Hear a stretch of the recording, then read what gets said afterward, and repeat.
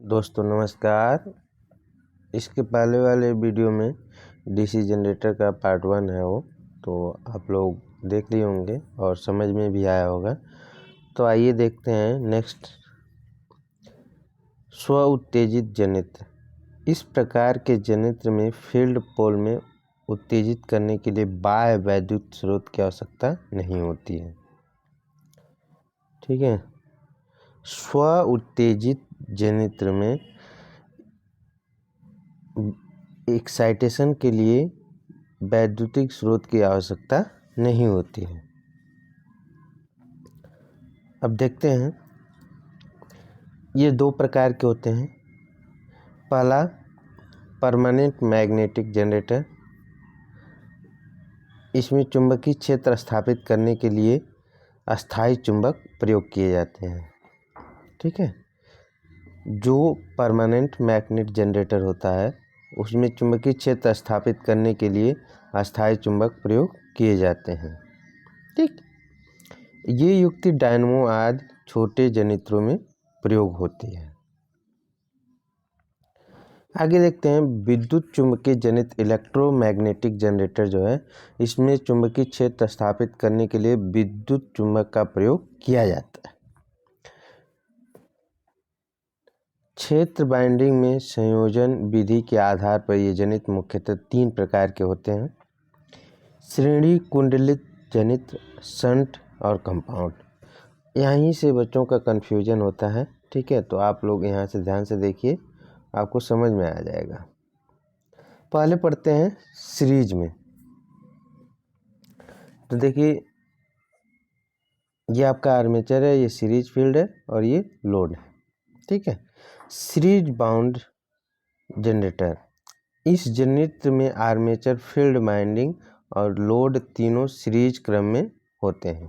मतलब लोड, ये देखिए यहाँ आर्मेचर, सीरीज फील्ड और लोड, ये तीनों क्या हैं, सीरीज में है, इसलिए सीरीज बाउंड जनरेटर कहा जाता है इसको। इस जनरेटर को बिना लोड के नहीं चलाना चाहिए, ये सबसे इम्पॉर्टेंट चीज़ है। सीरीज में जो है, सीरीज जनरेटर को बिना लोड के नहीं चलाना चाहिए, क्योंकि ऐसी अवस्था में खुला परिपथ हो जाने के कारण विद्युत वाहक बल या धारा का मान 0 हो जाएगा।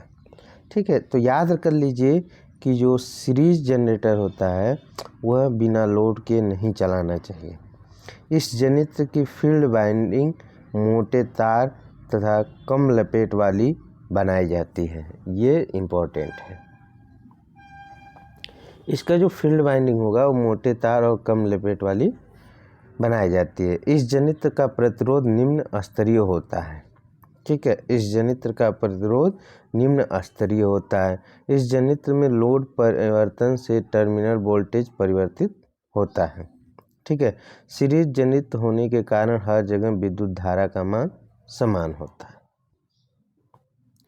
जो करंट का मान होगा वो समान होगा। देखते हैं, इसका उपयोग डीसी पारेषण लाइन, ट्रांसमिशन लाइन जो है, वोल्टेज ड्रॉप को पूरा करने के लिए बूस्टर जनरेटर के रूप में किया जाता है। तो ये वाला याद कर लीजिएगा, सीरीज जनरेटर को बूस्टर जनरेटर के रूप में प्रयोग किया जाता है ट्रांसमिशन लाइन में। शंट जनरेटर देखते हैं। शंट जनरेटर जो है, इसमें फील्ड जो है, फील्ड वाइंडिंग आर्मेचर के समांतर में संयोजित होती है और इसमें जनरेटर को लोड से संयोजित करके चालू नहीं करना चाहिए, क्योंकि इस अवस्था में प्रेरित विद्युत धारा का प्रवाह मुख्य रूप से लोड की ओर होने लगेगा और फील्ड वाइंडिंग को नहीं मिल पाता है। फलस्वरूप फील्ड वाइंडिंग पूरा चुंबकीय क्षेत्र स्थापित नहीं कर पाता और विद्युत वाहक बल कम हो जाता है। इस जनरेटर की फील्ड वाइंडिंग पतले तार की बनाई जाती है, सीरीज में मोटे तार का और शंट में पतले तार का। ठीक है, आगे देखते हैं, इसका उपयोग जो है centrifugal pump, electroplating, welding, exciter, lifting और स्थिर वोल्टेज बैटरी चार्जिंग आदि के लिए किया जाता है। यदि डीसी शंट जनरेटर का अवशिष्ट चुंबकत्व समाप्त हो जाए तो उसे पुनः प्राप्त करने के लिए शंट फील्ड को कुछ मिनट के लिए बैटरी से जोड़ देते हैं। मतलब अवशिष्ट चुंबकत्व अगर समाप्त हो गया तो उसको बैटरी से जोड़ करके वापस लाते हैं। अब कंपाउंड जनरेटर देखते हैं। जब डीसी जनरेटर के फील्ड वाइंडिंग दो भागों में विभक्त कर एक भाग को दूसरे आर्मेचर के श्रेणी में और दूसरे भाग को उसके समांतर में जोड़ा जाता है तो वो कंपाउंड जनित कहलाता है। और इसका आउटपुट विद्युत भागबल फुल लोड या नो लोड स्थिति में जो है स्थिर रहता है। इसके आर्मेचर की सीरीज फील्ड वाइंडिंग मोटे तार और कम लपेट की होती है तथा शंट फील्ड वाइंडिंग पतले तार अलपेट की होती है। ये वाला कंसेप्ट देख लीजिए, क्लियर कर लीजिए।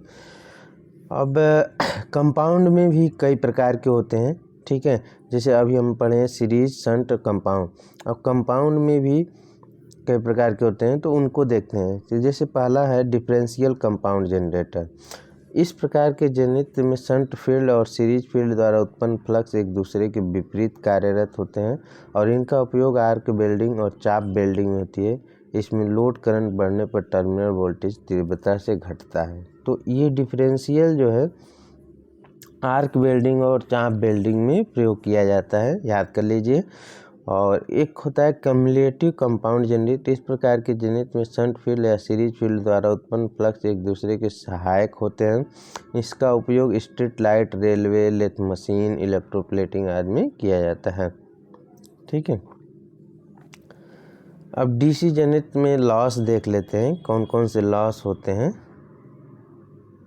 ठीक है। लॉस जो है 3 प्रकार के होते हैं, कॉपर लॉस, आयरन लॉस और यांत्रिक लॉस, ठीक है। अब ताम्र लॉस जो है देखते हैं, कॉपर लॉस जिसे कहते हैं इंग्लिश में। वह विद्युत शक्ति की वह क्षति जो आर्मेचर और फील्ड वाइंडिंग के प्रतिरोध और ब्रशेज के संपर्क प्रतिरोध के कारण पैदा होता है, वह कॉपर लॉस होता है।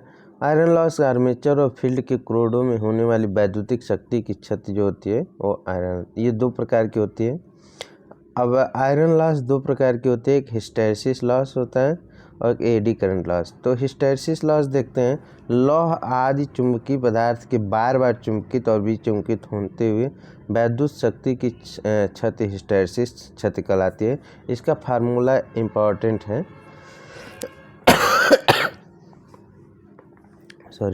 इसका फार्मूला इम्पॉर्टेंट है तो ये आप लोग याद कर लीजिए, ठीक है।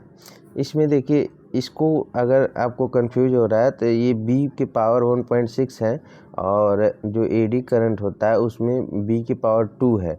तो इस तरीके से याद कर सकते हैं कि अगर ऑप्शन में 1.6 है आपको दिख रहा है तो हिस्टैरिसीस लॉस होगा। और हिस्टैरिसीस लॉस को आपने पहले पढ़ा था तो ये 2 से कम है, थोड़ा इस पहले ही पढ़ रहा है। तो इस तरीके से आप मतलब अपना बना करके याद कर सकते हैं इसको। अब हम एडी करंट लॉस देखते हैं। फैराडे के विद्युत चुम्बकीय प्रेरण के सिद्धांत के अनुसार चुंबकीय क्षेत्र में गतिमान प्रत्येक चालक विद्युत भागबल पैदा होता है और इसके अनुरूप आर्मेचर कोर में विद्युत भागबल पैदा होता है और इस विद्युत भागबल के कारण कोर में प्रवाहित विद्युत धारा अनावश्यक रूप से वैद्युतिक शक्ति की खपत जो करती है, जिसे एडी करंट क्षति कहते हैं। अब इसका फार्मूला याद कर लीजिएगा, इसके bm के पावर जो होता है वो 2 होता है, ठीक है।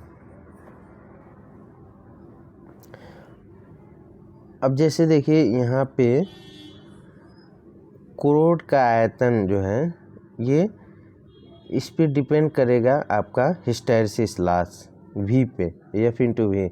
अब इसमें देखिए T है लेमिनेशन की मोटाई पे डिपेंड करेगा। जैसे अगर लेमिनेशन की मोटाई बढ़ाएंगे तो एडी करंट लॉस जो है बढ़ेगा, ऐसे ये बढ़ाएंगे तो ये बढ़ेगा। इस तरीके ये समझने का प्रयास करिए। जैसे फ्रीक्वेंसी बढ़ाएंगे तो एडी करंट लॉस जो है बढ़ेगा।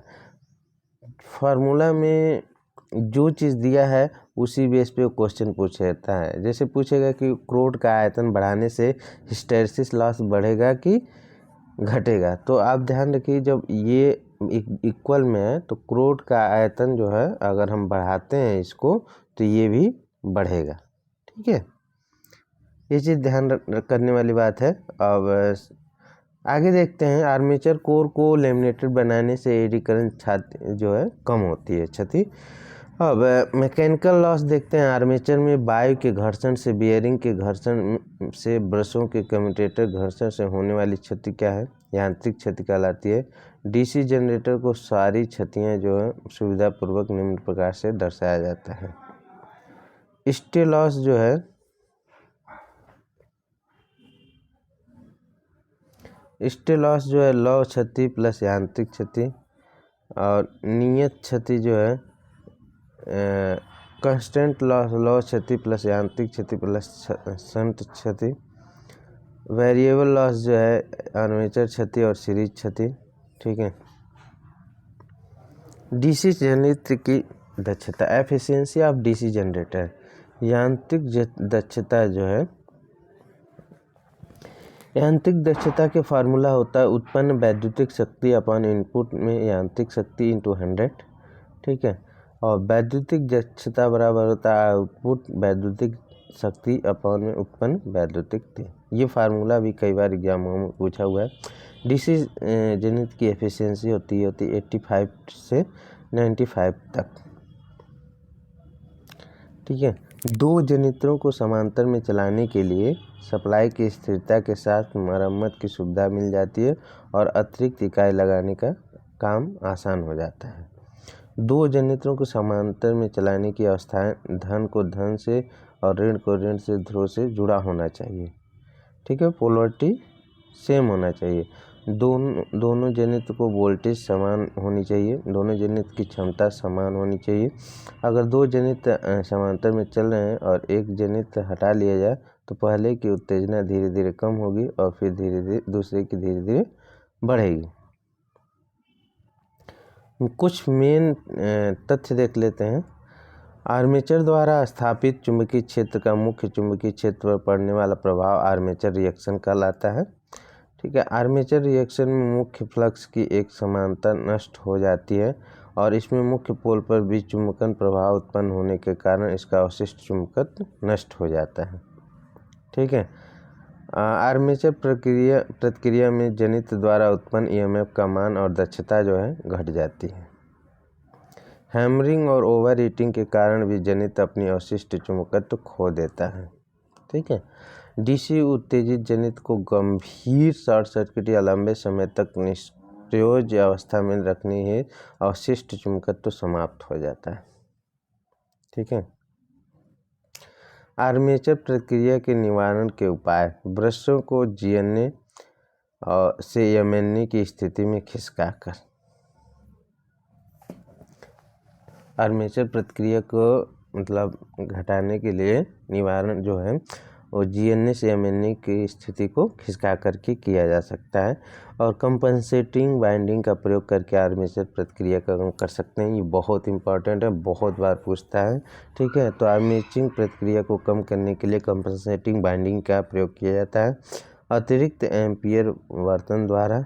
ठीक है। वायु अंतराल बढ़ा करके अंतर ध्रुव द्वारा। अब आगे देखते हैं कम्यूटेशन क्या होता है। जनित्र में जब एक ब्रश दो कम्यूटेटर को स्पर्श करता है तो वह सेगमेंट से जुड़ी कॉइल शॉर्ट सर्किट हो जाती है और इस शॉर्ट सर्किट से पूर्व, इसके दौरान, उसके बाद विद्युत धारा प्रवाह दिशा में होने वाला परिवर्तन कम्यूटेशन कहलाता है। जनित्र में जब एक ब्रश दो कम्यूटेटर सेगमेंट्स को स्पर्श करने लगता है और सेगमेंट से जुड़ी कॉइल शॉर्ट सर्किट हो जाती है और इस प्रकार शॉर्ट सर्किट से पूर्व, इसके दौरान, इसके बाद विद्युत धारा जो प्रवाह होता है उसे कम्यूटेशन कहते हैं। ठीक है। इंटरपोल, वही बहुत पूछता है। ठीक है। मुख्य फील्ड पोल के बीच स्थापित किए गए छोटे फील्ड पोल इंटरपोल कहलाते हैं। इनके प्रयोग से भी स्पार्किंग घट जाती है। इसकी ध्रुवता घूर्णन दिशा में आपसी पोल की ध्रुवता के समान होती है। डीसी जनित्र की घूर्णन दिशा गलत होने और या अवशिष्ट चुंबकत्व की क्षति होने से जनित्र वोल्टेज नहीं बनाएगा। प्राइम मूवर के आधार पर डीसी जनित्र को विभाजित किया जाता है वाटर टरबाइन चलित और स्टीम टरबाइन चलित और डीजल इंजन टरबाइन चलित। कम्यूटेटर पर पैदा होने वाली स्पार्किंग से कम्यूटेटर पर कार्बन जम जाता है और इसकी सतह खुरदरी हो जाती है। कम्यूटेटर पर स्पार्किंग के कारण कम्यूटेटर गर्म हो जाता है और इसके सेगमेंट से जुड़े आर्मेचर कॉइल्स टर्मिनल सोल्डर पिघल जाता है और जुड़े खुल जाते हैं। अब नोट देखते हैं क्या है। ताम्र हानियों को कम करने के लिए भिन्नात्मक पिच कुंडली का प्रयोग की जाती है। कॉपर लॉस को कम करने के लिए भिन्नात्मक पिच कुंडली का प्रयोग किया जाता है, ठीक है। और एडी करंट के लिए हम लेमिनेटेड कोर का प्रयोग करते हैं। डीसी जनरेटर की रेटिंग जो KW में व्यक्त किया जाता है। लैप बाइंडिंग में समांतर पथों की तुलना में ध्रुवों की संख्या बराबर होती है। जनरेटर में डमी कॉइल प्रदान किया जाता है क्योंकि इसमें रोटर को यांत्रिक बैलेंस प्राप्त किया। अब ये जब पूछेगा डमी कॉइल किसके लिए यूज किया जाता है, तो याद कर लीजिए कि क्योंकि इसमें रोटर को यांत्रिक बैलेंस प्रदान किया जाए, इसलिए जब आयरन कोर संतृप्त सैचुरेशन की स्थिति में होती है तो शंट जनरेटर वोल्टेज निर्माण रुक जाता है।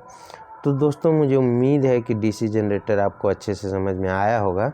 अगर ये वीडियो आपको पहले मिल रहा है तो आप एक काम करें, इसके पहले वाला जो फर्स्ट वीडियो है उसको देखें, फिर इसको देखें। बहुत बहुत धन्यवाद, और दोस्तों के साथ शेयर करें।